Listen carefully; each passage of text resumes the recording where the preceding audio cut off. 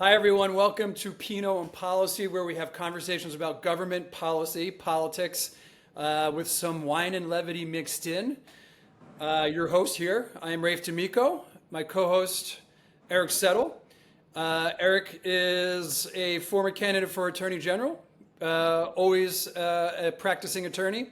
I myself am a media executive and wine enthusiast, and we bring interesting perspectives, hopefully interesting perspectives, to the topics we just mentioned. Eric being a boomer, myself being a Gen Xer, we try to find commonalities and differences as we explore the world together. It is our hope to have civil discourse on what at times can be contentious topics so that we can better understand the varying perspectives that we have ourselves, as well as the people that are watching and listening that you all have. So without further ado, Eric, what are we going to be talking about today? Hey, Rafe, this is episode number 11 of Pinot and Policy, so we've broken into the second set of digits. We did. And it's exciting. It's been a couple weeks since we've been off. I know you've been traveling a bit, and we're going to talk about that. Talk about you spent some time in Europe last month. We're going to talk a little bit about what people are thinking over there as to what's going on over here. Then we'll talk about the big, beautiful bill and talk about its impact on the country and, more importantly, its impact on hospitals both in Philadelphia and around Pennsylvania. Then we'll talk about something a little more local, the District 33 strike that came to an end in Philadelphia. Weirdly, just after CBS News made it a national story, somehow the deal got done. And then we'll talk about Josh Shapiro, our governor, and a recent article in Philadelphia Magazine about why he might be our next president. So we're gonna start globally and then bring it in, zero in on PA and Philadelphia specifically. I like it. Okay. Yeah. So Rafe, look, you spent a couple weeks over in Europe, I did. and so I know from my experience in traveling in Europe over the years, and including time when President Trump was our president, I always had conversations with folks about what was going on. I mean, when I say I was having conversations, they were having conversations with me, and so I'm curious. I know, in that the 2017, 2018, 2019 period when I was in Europe, I saw the sort of the reactions from Europeans, and it was, for the most part, a little bit scared as to what was going on in America. But, it seems like, as we've discussed over the last couple of months, Trump 2.0 seems even more serious than before. What did you see? What did you hear? Give us some insight. Yeah, so I was in France, and so just to kind of paint a picture of what I was doing there, I was at this event called Cannes Lions, and so there were people from all over the world that were attending this event, and I had a little bit of time before it, a little bit of time after it. But the event itself was attended by people from all around the world. So you definitely had varying perspectives. The bulk of the people there, oddly, were Americans, but you still had the local French people to have that kind of dialogue with, as well as probably about half of the attendees were international. So you're getting a lot of varying perspectives from people who are from different parts of the world, but also people who are definitely business minded, right? So that's a little bit of a specific sample set.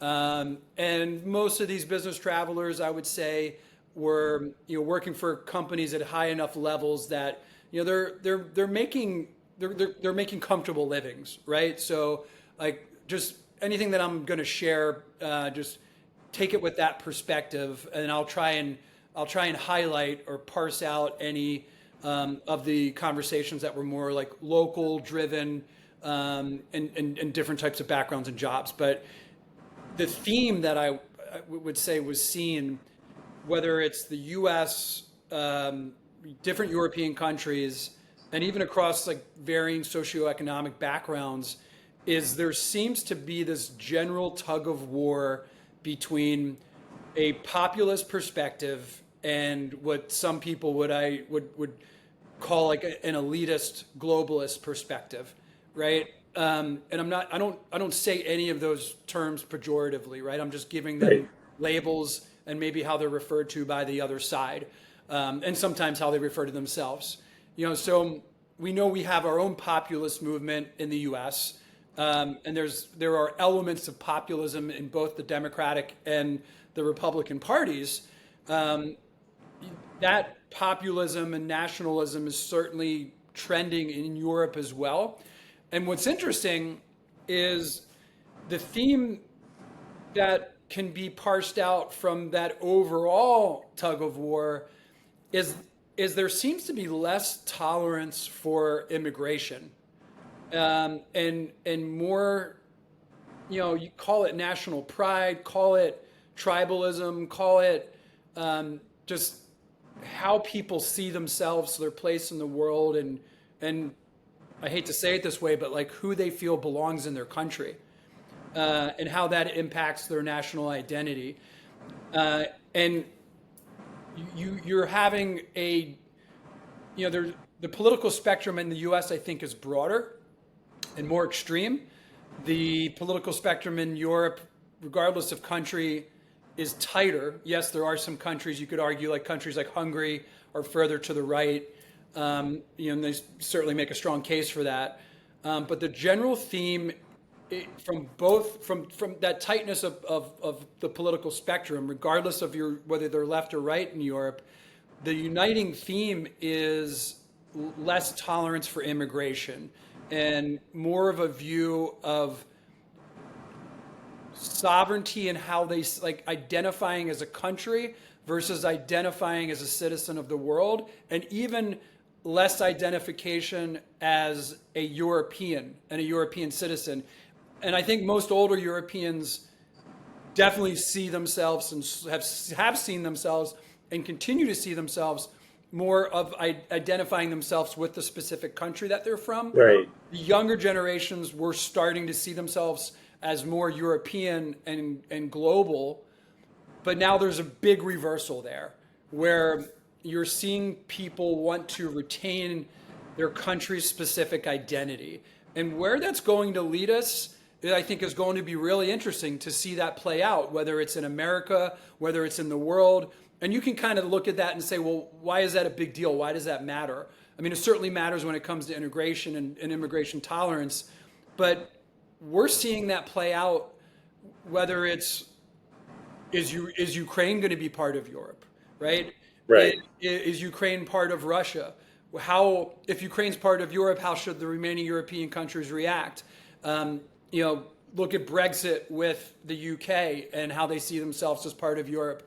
So I think this narrative has incredible consequences and is one that should be considered not only globally, but to bring it kind of full circle to us, how Americans are going to see their place in the world, how Americans are going to see their place in a either united or divided country, and then do we see ourselves as Americans, or are we going to start seeing ourselves as red state, blue state? Pick any specific type of issue that people kind of latch onto with how they identify and view themselves, and are you a member of my tribe?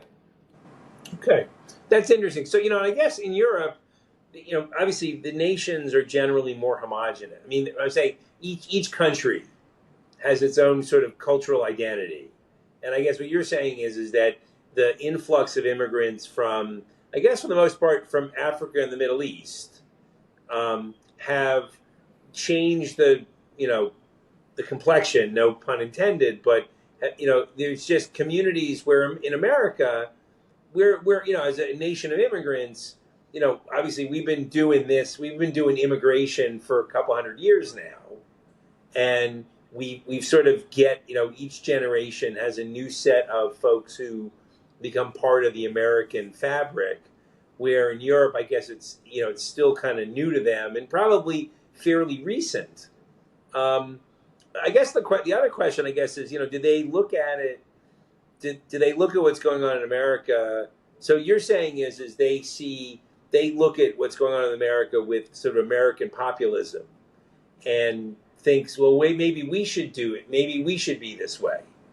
I do think there are people who see that.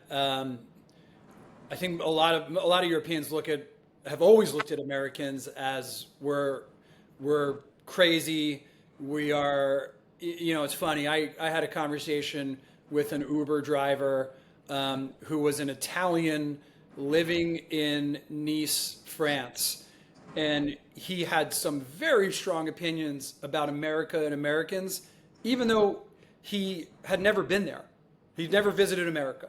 And so his entire view of America was formed by conversations, by pop culture, by social media, by movies, and it's that classic stereotype of Americans that a lot of Europeans have, especially the ones that don't have firsthand experience of being in America, where they see all Americans as obese, like grossly overweight, drinking big gulp sodas all day long, like living off of fast food and cheeseburgers, and being bullies, loud, obnoxious, like very entitled and privileged, like spoiled, more money than they know what to do with, and like could care less about the rest of the world. And if you're white, then you are just by the nature of being white, you are a bigot and racist, and and then that and this is a sample set of one, Right. obviously, but he's not the only person that I've heard this from. But this is his specific view, and that then all these people are associated with MAGA and Trumpers, and the negative side of MAGA and Trumpers, and only seeing that as something negative, and ironically failing to see some of the very similar views that they have about Europe, that they're like looking at very negatively about some Americans in that whole cliche of a like a archetype, for lack of a Right. better word. Right. Did you sense, I mean, I guess from like a security perspective, did you get a sense, this idea you raised Ukraine, like so this idea of, will America abdicate the responsibility that it accepted 80 years ago to basically, as I be the world's police person, but be that force of good to protect them? Is there a sense that people are sort of worried that we're not coming to the rescue anymore? Is this your way of asking if Daddy will protect Europe? Yes, that is the expression that the Secretary General of NATO used to refer to our 47th president. So you got to hand it to the press staff at the White House. They do have a sense of humor. They do. For however you want. So for those of you who aren't privy to this, Eric just kind of mentioned this. Like they're. This was within the context of Israel, Iran, and ceasefire, and how Trump, very, for lack of a better phrase, like bragged about getting this ceasefire and truce, and then both sides kind of broke it, and Trump got mad and dropped an F-bomb and said, "Oh well, like both these sides have been fighting for a long time," and then the defense minister from the Netherlands that Eric referenced said, like Daddy had to come in and kind of push the children apart from fighting. Like the U.S. being a parental role, but a little creepy and odd to hear somebody refer to Trump as Daddy, right? But, maybe a little bit is lost in translation there. But so the White House press staff, being tongue in cheek and had some fun with it when Trump returned from this trip. Like the classic picture of him coming off of the presidential helicopter. It said "Daddy's home." No, I do. I will tell you, they are, however you feel, that press staff, they are active, they are doing stuff. They are, look, you have to admire, how well they're doing the things they want to do. You may disagree with what they're doing, yes, but if you spent your life like I have in and around politics, you have to admire the talent that's taken place. Right, they have a job to do. It's it's media, it's coverage, it's optics, it's press, it's PR. So just from that perspective, politics aside, it's entertaining, and you can certainly chuckle Right. at it. So let me ask you a last question before we move on. But let me answer your question. Yeah, sure. Is there a fear about, will the U.S. back up Article 5, right? Right. If a NATO country is attacked, then an attack on one is an attack on all. And would Article 5 be evoked? I think we all know I think the only time it was evoked was during the Gulf War, and the other NATO Came to our aid. certainly came to the U.S.'s side. Yes is the answer to the question. I think people are incredibly nervous about this administration simply by the fact because of the unpredictability, right? Like whether it's the stock market, the economy at all, the foreign relations, the biggest concern is the unpredictability of Trump, whether you want to talk about the taco trade or not. Like, even though people are starting to recognize patterns in Trump and the way that he negotiates, I would say finally, then there's still that fear. And a lot of it is also backed up by action, right? Like the way that the U.S. has been moving away from Ukraine, I think concerns a lot of people. And while the converse of European nations getting closer and building up their military and going to 5% of GDP defense spending, that all those areas create concern. And this speaks to the idea of globalization unwinding and like the identity and people, the world getting smaller. How we talked like from the beginning part of our conversation, the world overall seems to be getting smaller, and the U.S. seems to be backing away from its role as daddy and the parent. Right. Yeah. No, it's true. And again, since we've last been together, obviously, there was the successful attack on the Iran nuclear facilities, and actually, most recently, the president has again reversed himself and is trying to support Ukraine because it's clear to him that Vladimir Putin is not trying to bring this thing to an end. So it's interesting. It's interesting to see to see the inconsistency, and it's hard. I think about if you're a foreign minister in a foreign capital trying to advise your president, your head of state on what to do. The only clear theme is say nice things about the president, because that seems to work, and kind of hope for the best, and it's really been interesting to watch, and I guess what I was going to say is, so how pretty is the south of France in June? Is it as pretty as they say? It's pretty amazing. My dad and I watched a lot of movies together growing up, and one of his favorite directors is Alfred Hitchcock, and one of the films he loved most that Hitchcock did was To Catch a Thief, and that was really my first exposure to the south of France. It's shot in Nice and Cannes and Monaco, and it is even though it's an older film shot before I was born, even that beauty is captured there, and it's sort of timeless in that way too, where it's still that way. It still has that, the Côte d'Azur, as the French call it, and just the French Riviera, as us Americans refer to it. And it is beautiful. It's a great scene. People, it's almost like if you took the fashion and the architectural beauty and the attractiveness even of the people of Paris, and took all those things and put it in a beautiful mountainous beach town on the Mediterranean, that's what you get. So, like, for people who've been to Paris and not seen other parts of France, that's a good way to kind of imagine it. And even if you haven't, I think we've all been exposed to Paris in that sense through pop culture and movies. Imagine that kind of vibe just by the beach, and it's poetry in motion and incredibly romantic, and just a place you never want to leave.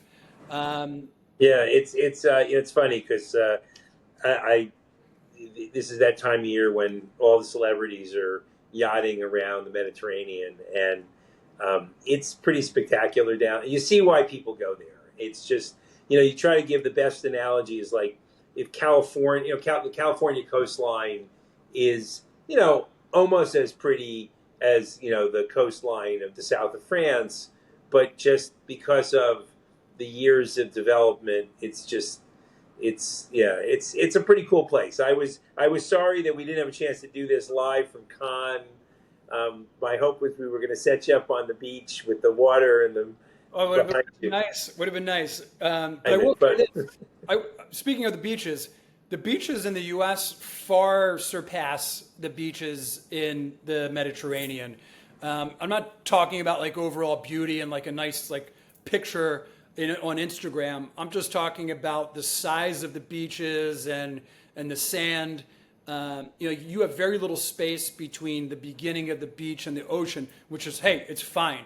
I'm like literally looking for hairs here to find like something to say is not as good, but just to kind of paint to give a little bit of a con, if you want to even call that a con. a con of Con con. and can, a con and can. No, no, I agree. I've had the privilege of being at some European beaches. I was thinking about the last one. I was in Croatia, and it was so rocky and I didn't have pool shoes, so I literally like kind of pushed myself into the water so I could eventually get to a place where the water would lift my body weight, so that I wasn't walking on anything. So it's a plus minus, but for the most part, you see why that was the original place that people flocked to a couple hundred years ago, and it's still relevant today. Very much so. So now that we've established ourselves as very privileged travelers, let's carry on. Let's carry on to the next topic. What do you want to All right, tackle? so let's talk. We were going to talk about a big beautiful beach, but now let's talk about a big beautiful bill. Well, yeah, So well done. Well played. obviously, that law has been signed. It was signed last week by the president, so it's now law.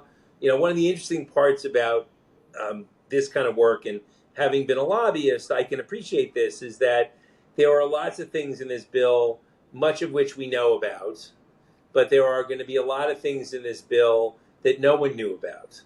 And Hmm. it's a shame that, we legislate this way in America, because what's happened is it's too hard to make the legislators actually focus on individual subjects and then discuss them and then vote them up or down. What happens is that the reason why the president named this the big beautiful bill was to say we're going to do it via reconciliation, which meant you only needed 50 votes, or in this case 51 votes. The vice president broke the tie, and in order to do a reconciliation bill, it has to be things that are related to spending money, and things that are not related to spending money were removed from the bill.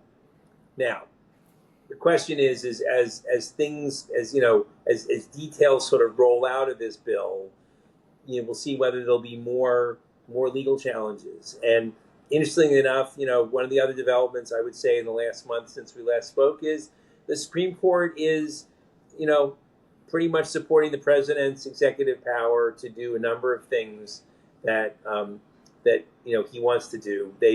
The decision to eliminate the nationwide injunction is a real setback for those who are trying to stop the president. Frankly, it was an issue with President Biden. In other words, I think we talked about this last time. Is you pick a friendly jurisdiction, and you pretty much know you're going to get the decision you want, and you have that judge enjoin the entire nation. The Supreme Court said, yeah, you can't do that anymore. You can still have injunctions, but it can't affect beyond the plaintiffs before that judge. So if I'm reading it and understanding what you're saying correctly, Does this essentially give more power to executive orders? It does. Well, it means that in order to stop an executive order, you either have to bring a lawsuit in 250 district courts, so that each court will look at it for that plaintiff in that place, or what Supreme Court left open was the possibility of getting class certification. And class actions essentially allow for a lawsuit based on a class, and the class is defined as some set of people. So, in the case of the birthright citizenship, it would be all those people who were born in the United States after, I think it was February 5th when he issued the executive order. So, everyone born after February 5th whose parents are not citizens would be part of this class. So there's still an opportunity. There's still ways to slow it down, but the fact of the matter is that 2 days ago the Supreme Court ruled that the injunction which was stopping the president's restructure of the federal government can't be enjoined. Now, what the Supreme Court didn't say is whether what he's doing is legal or illegal. That's the substantive question of whether a president can basically blow up agencies without Congress's approval. So that decision, that issue is still out there. But what the court said is we're not going to enjoin the president. We're not going to stop the president from acting while this case works its way through the court system. So the truth is, and the irony of the Trump administration is, because they are term limited, or so we think, because they're term limited, that a number of things that he does over the next couple of years will happen. And then perhaps, the end of his term or beginning of the next term of the next president, it'll rule that a president can't do that. Okay? But at this point, what he had done would already have happened. He would have already fired people. He would already eliminated agencies. So the Supreme Court is giving him, a lot of room to go. And so I think, one of my advices to my clients these days is, look, you have to assume that these things are going to happen. And apart from really, really clearly kind of egregious things, that you got to expect that the courts are not going to stop. They're not going to stop him right now. That check that, honestly, if we talked about this 6, 8, 10 weeks ago, I exactly said, the courts are sort of slowing him down. The Supreme Court has now said, yeah, no, he can kind of do what he wants pending our review, but he can do it while we're reviewing. And besides the Supreme Court reviewing, you mentioned there could be a class action lawsuit, or there's 250 district courts? Districts, right. And each of those 250 districts could unilaterally have their own case, or you could, but here's the problem. The problem is that if you brought, and the exact number of districts, we can double check it, but it's in the hundreds. Okay. The truth is that among the nation of district courts, there are going to be, like the rest of our country, there are going to be 50% of them are going to be ones that would tend to, be more progressive, and 50% of them are going to tend to be more conservative. Okay, and so the classic example in the Biden administration is there's the District of Amarillo, okay, has one judge. So when unlike sort of the Eastern District of Pennsylvania, where there's 25 federal district court judges, when you bring a case in, it randomly gets assigned to somebody. Okay, if there's only one judge in the District of Amarillo and you file, that's where all those Obamacare cases got filed, because there's one judge who's known to be extremely conservative. You're going to win. Interesting. And tell me if I'm right here. The difference, a massive difference between these district judges and the Supreme Court judges is the district judges are voted in, whereas the Supreme Court judges are appointed. No, the federal district court judges are also appointed by the president. Okay. Okay. No, but great. But the appointment process is much more, let's say, political. It's much more driven by the senators in those states. Got it. So in conservative states where there are 2 Republican senators, the only judges that get nominated, even frankly, even in a Democrat administration, tend to be Republican judges. Okay, so they are appointed. They are appointed for life. They're called Article. You ever hear the expression Article 3 judges? Article 3 judges, which start with the Supreme Court and work their way down to the district court, are Article 3 judges means they're appointed for life and can only be removed for bad behavior. So you could, in theory, these judges are all more party aligned versus feeling any kind of loyalty towards a constituency.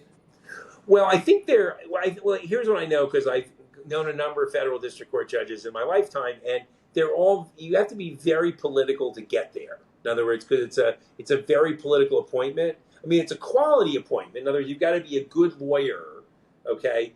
But you also have to be political. When you get to the court, you have the freedom to kind of like Supreme Court justices, to kind of do what you want to do, because no one's kicking you off. Unlike in Pennsylvania, where judges are elected.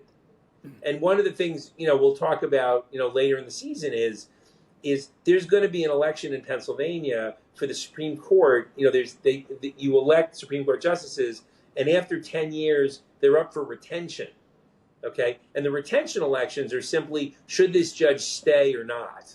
And one of the things that's going to go on in Pennsylvania in the fall is there's going to be a campaign to not retain 3 Democratic justices of the Pennsylvania Supreme Court, because from the Republican perspective, if they can defeat those justices and their terms end after 10 years, then there's an election, then there are open seats, okay? And then the governor gets to appoint people in the interim, and then there's a new, the next cycle, there'll be an election for new Supreme Court justices, and that gives the Republican Party, in this case, because the Pennsylvania Supreme Court is like 5-2 Democratic, gives them a chance to maybe get control of the Supreme Court. Very illuminating. And what you're going to see is it's going to be kind of painful. Is you're going to see attack ads on justices of the Supreme Court who otherwise have been probably doing an honorable job, and there's no reason they shouldn't get to be retained. There is mandatory retirement in Pennsylvania at 75, so you don't serve for life, but you can get retained until you hit retirement age. Interesting. Can never get too much civics. Which, like I said, is very, very illuminating and good to know. The inner workings, both the state inner workings as well as the federal inner workings. Right. Well, that's kind of. But here's where we got sort of thrown off. So anyway, we've got this law. It's got some, I would argue, some good news. It's got some bad news, and it's got some stuff we just don't know how it's going to play out. And I think, look, obviously the good news is that the tax cuts that were passed in 2017 have now been extended. I think actually they've been made permanent. So that will be our tax code going forward, pending a future Congress saying, hey, we got to fix this. But at least for now, whatever was the tax code before will be as it is going forward. There were some new things that are attractive. There's no tips, a little bit no tax on overtime, some no tax on some tips. And for those of us who live kind of in a high tax state, and Pennsylvania is one of them, is a lifting of the cap on state and local taxes, primarily in Pennsylvania because they raise a lot of money through real estate taxes. That means that if you were previously capped at $10,000, I think the cap is now I think it's up to $40,000, but subject to a $500,000 income cap. So if you make more than $500,000, you don't get as much of a deduction. But for most people who make less than $500,000, they'll get that back. Which, again, that's a good thing. Okay. So, and it's interesting how something very specific in the big beautiful bill impacts Pennsylvanians like that. we'll see certainly how long it holds up. I think probably the biggest one of the biggest outcomes besides everything you just talked about, which is you know more specific to individuals. Probably the biggest outcome, more from like a bird's eye view perspective, is the falling out between Eli and Trump, from which you could kind of feel it brewing anyway. But I guess this bill was the straw that broke the camel's back, at least for Elon. Um, and now Well, he's gone off and started his own party. and let me say, as the former candidate for Attorney General for the Forward Party, a new centrist party seeking to find compromise between the two parties, I can't tell you that we don't look at this and kind of go, hey, we thought of this last year or Well, he did maybe meet. 2 years ago. He did meet with Andrew Yang.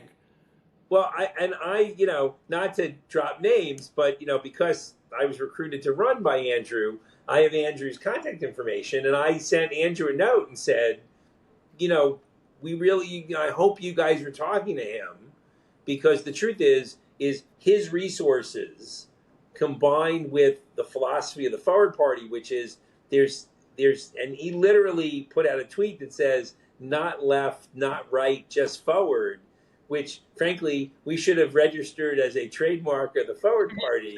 That was the Forward Party slogan. That was our slogan. I mean, Yeah, as you know, I literally wrote speeches with that as my final line. very much so. Um, And it's the idea of a third party being successful in this country, the way that we're set up, is incredibly challenging and rarely seen. Like, if the only way it really happens is to divide and splinter one of the existing parties, and you're either going to hijack what's left of that party if a third party comes in and is able to make any kind of headway like that. I think the last time it was done was maybe in the 1850s, right? right. With the Whig Party and the Republican Party. The Whigs basically are no longer in existence, right? We don't hear of the Whig Party anymore, and the Republican Party, became the party of Lincoln, and they basically splintered the Whig Party, and then eventually just crushed it and killed it, and it died. We are seeing this happen in both the Republican and the Democratic Party right now, where both are splintered. I think we're seeing it in a more obvious way in the Republican Party right now, because there's a face to it and there's a name to it, right? Right. So now because Elon doing what Elon did, there's a face to it, and he gave it a name, the American Party. So we see that splintering happening. The same thing's happening in the Democratic Party. There's just not really a name or a face to it. There are multiple faces to it. Like, you could argue Bernie and AOC are kind of a joint face of one faction of it. And then, certainly, we can talk about what's going on in the New York mayoral race, and that being, contributing to that faction. But it's really fascinating, I think, to see how an outcome of this bill, and again, it's a straw that broke the camel's back, it was probably going to happen anyway, is this more defined splintering of the Republican Party. Right. Although I do believe that with the right candidates and the right resources, that you can target places. So I really do think that, because I think about the experience we had together, which was, I'm going to say I was a really good candidate, but we just didn't have a good candidate. Well, we just didn't have I was credible, and I appreciate that, but we didn't have the resources to really compete with these folks. Well, and I think that I do think that with resources come candidate quality, because I do think that there are people out there who look at the current Republican Party, or frankly look at the current Democratic Party, and say, it doesn't really represent me, but I want to be in government. I want to make a difference. And when I did it, I knew, well, I hope we have more resources. You never know when you go, I always like to say, you can't win unless you run. Okay. And you hope you have the resources to get to do what you have to do. But in hindsight, we realize that we just didn't have the ability to compete. And that event we did in Pittsburgh, was really telling that we were standing toe to toe with the guys who were running. And again, if you could have run TV ads about that night, who knows what would have happened. But yeah, so let me make it poignant for people listening or watching who are kind of saying, yeah, of course you guys are going to say that.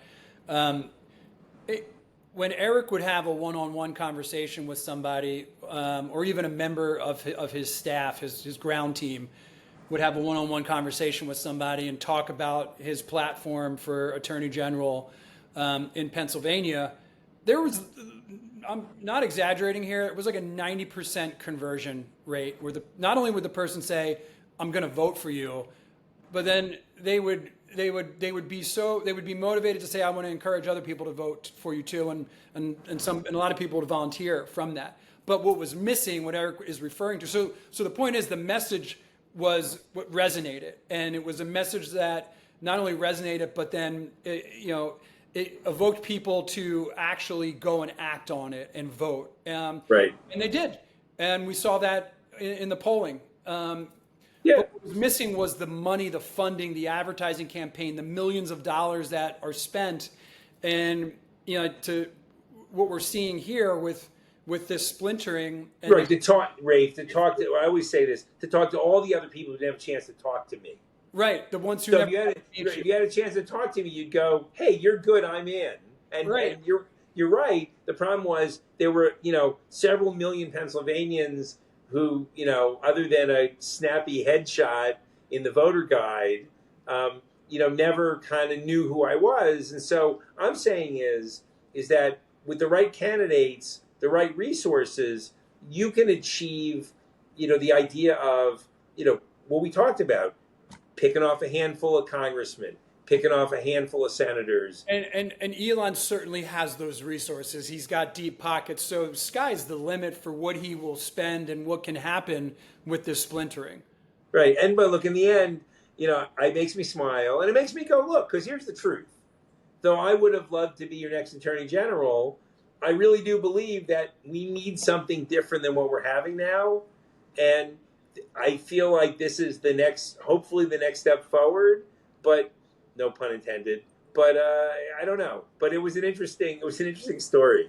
Let me switch to just something that's bad about the big beautiful bill, which is the impact on Medicaid recipients, SNAP recipients, and hospitals. I mean, again, for those you don't know, the Medicaid program is the program for people who live at or below poverty. Medicare is the program for people who are over 65. In this bill, there's significant changes to how the Medicaid program works that will have the intended effect of reducing the number of recipients. And while the proponents of the bill said that it's really about just eliminating waste, fraud, and abuse, which is the catch line for all sort of government spending that goes awry, the fact of the matter is it's going to make it very difficult for some people to maintain their health benefits. And that is going to be unfortunate for those recipients, but it's also going to be unfortunate for everybody, because if you don't have health insurance, you can't go to the doctor, and you stay away from the doctor until you can't do anything else, and then you go to the emergency room. So the emergency room becomes filled with people who have no other insurance, who are sicker than they otherwise would have been if they had been able to go to the doctor and be able to get blood pressure medication or some other treatment. And that's also going to lead to uncompensated care at hospitals, not only in Philadelphia, but frankly, in rural hospitals all over Pennsylvania. And these institutions just don't have the ability to operate with no revenue. Well, I think what people don't understand, in my view, of this is you're going to pay for it one way or the other. You're either going to pay for it in taxes, you're going to pay for it in increased healthcare bills, because, as you just pointed out, these people are going to receive care one way or another. They're going to receive care either through Medicaid, and if they get kicked off of Medicaid, they're going to receive care from hospitals, and then they're not going to have coverage, and they're not going to pay their bills, and the hospitals are going to write it off, and it's going to be an expense line on their books, so it's going to cause them to raise their prices, and then insurance companies are going to raise their prices, and then we're going to pay for it anyway. So one way or the other, the care for every citizen living in the United States is going to be paid for one way or the other. So, I very rarely give my political views on these podcasts, but this is one I will. Two things. Why we would ever want to limit the education of our populace, and why we would not want to provide basic health care for every human, it really just baffles my mind. It really does. I don't understand it. I'm not saying it's an easy fix. I know it's incredibly hard. Do I have the answer? No. But I would like to believe people a lot smarter than me that we elect to go into office can find the solution. Well, actually, Rafe, thank you, because I have the answer. This is why I hang out with you, Eric. Right. No, but you're absolutely right. And it's look, it's a very difficult issue, but it's one where, as a society, we got to figure out how to solve it. And I think unfortunately, we took a little bit of a step back for short-term gains, which, as I talked about, the tax cuts and all those issues for some long-term pain. And I think about the other thing in the bill that has eliminated a number of the clean energy projects that were taking a first step towards trying to address climate change. Obviously the terrible situation in Texas, and frankly, beyond the terrible places. I mean, there was flooding in New Mexico, there was flooding in North Carolina, and obviously the Texas thing was just horrible. Obviously, this stuff's happening, and you just, again, this is a big problem. And unlike Medicaid that I can solve, climate change is just hard. But we got to take steps forward. We have to take steps forward. One of the things, I've said this throughout our, these issues are not the issues that are going to affect me in my lifetime. It's already affecting me in my lifetime, but it's really my children. And now, as I mentioned, I have a grandchild. So yeah, indeed you do. Mazel. Thank you. Thank you. So yeah, I mean, on that note, how many years are you away from Medicare at this point? Do we? Thank you for asking that awkward question. Well, actually, Rafe, I am 1 year away from qualifying for the Medicare program. So I love government programs because I'm going to need them soon. But we all will. We all will. I think that's something we should all remember. I know. So, go ahead. Go ahead. What were you going to say? I was going to try to start wrapping us up because I know we have more topics, but we're getting close to 50 minutes of running time. Okay. So I figured, we for the sake of keeping the show within the time, like we like to keep it, maybe we can punt on some of these other topics. That sounds good. But here, before we go, you got to give me at least one good European wine story. So thankfully, the one thing that stays consistent in France over the centuries is they continue, not that I have experience, but just from obviously what I know, is they continue to make amazing wine, right? And, being in the south of France, one of the closer regions is the Rhone region. And, you certainly have, and Eric, you and I have talked about Southern Rhone wines like Côte de Rhone and, Châteauneuf de Pape. But the Northern Rhone wines, like Hermitage specifically, is just, and it's mainly Syrah, right? Or as the Australians like to say, Shiraz or Shiraz. Shiraz. Right? It is just such a fun, beautiful grape, especially in Northern Rhone. And I just had a delicious bottle of it, and it, for those of you who've never had this type of grape, or even in this region, it's one of those wines that, like when you pair it with certain dishes, like a lamb or a duck, but imagine like a roasted lamb. Apologies to the vegetarians out there, and it is just such a delicious, perfect pairing when you bring those two together. So I would strongly encourage anybody listening, if you've never had a Côte de Rhone wine, or whether it's a northern or southern Rhone, try to get a Hermitage. Check out the Syrah grape, whether it's from France or from other parts of the world, and you're going to find it pairs incredibly well with things like duck and things like lamb, Mediterranean spices, Middle Eastern spices. You see that influence that France has between like Morocco and like other former colonies, how that's worked its way into French gastronomy, and just think about those dishes and how a wine like that could pair with it. And I encourage you to try it. All right, well, that's a great way to wrap it up.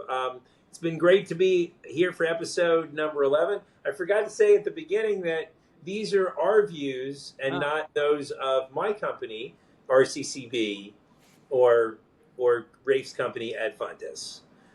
Well, anyway, listen, it's been great. A lot has gone on in the last month, and we'll try to get back together before another month's gone by, because who knows, if you wait a month, you've missed a year. You do miss a lot, but great to see you, Eric. Glad we could wrap. Thanks everyone for tuning in. Please comment, follow. We're available on YouTube, Apple Podcasts, and Spotify, and continuing to expand. So thank you for all the engagement. We appreciate it. Thanks again. Have a good day.